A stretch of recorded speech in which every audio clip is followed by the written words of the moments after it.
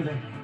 Emergency night shelters across the Midlands are opening for the first time this winter as temperatures dip to below freezing overnight. For people who are homeless, a roof over their head in the bitter cold can mean the difference between life and death. The signs are obvious in towns and cities across the Midlands. There are too few places people who are homeless say they can afford to live in. Their plight is a challenge for local authorities throughout the year, but each is obliged to make special provision for nights like this. This temporary shelter opened its doors in Coventry in February. Imagine what it would be like to have no home to go back to. Imagine the kind of effect that would have on your physical and mental health. You know, for homeless people, it's not just an inconvenience, it's not just unpleasant. Bad weather is a life or death matter. So every council should have provision available, should have shelter for people to stay in when the weather gets really, really bad. But charities say some people are only 1 or 2 paydays away from eviction, and calls from people in need of support are growing.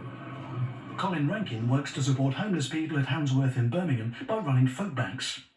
He claims there's a big rise in people in need of help, some with mental or other underlying health issues. I spoke to a young man this morning on my outreach, and he was in a shared accommodation. He had particular personal issues. Somebody was placed in there within that shared accommodation who had mental health issues, and he didn't want to fight them, so he slept out on the street. If we had a building, dedicated building in the city centre, be somewhere where the homeless could go, that would be open 24 hours a day, and that would really wipe the whole problem of homelessness in this city overnight.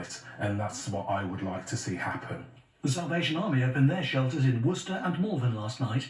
Market towns like Evesham were also involved. 64 homeless people died across the West Midlands last year. That's just the ones that we know about.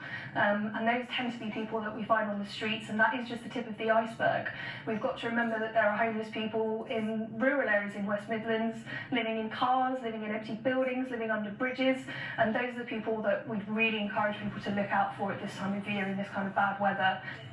It'll be too cold to sleep out tonight once more, but the worst of the winter weather lies ahead in the coming weeks and months, and charities say they expect to be working flat out to do what they can.